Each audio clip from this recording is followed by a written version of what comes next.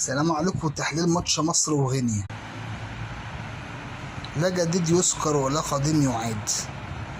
لسه كابتن حسام برضو ما ثبتش على تشكيلة، بس إلى حد ما اللقاء إلى حد ما اللقاءات دي بتبقى صعبة جدا. اللقاء إلى حد ما مصر كانت واقفة على رجليها تمام.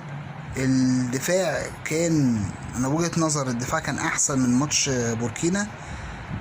دخل فينا جول من غلطة دفاعية، بس قدرنا نرجع في الماتش ومحمد صلاح حط جون التعادل. انا شايف مجملا النتيجة مقبولة جدا.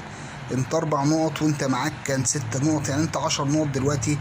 يا جماعة الناس اللي عمالة تتكلم، غينيا الجولة اللي فاتت مش غينيا بس غينيا غلبت الجزائر على ارضها 2-1، فدي نتيجة كويسة.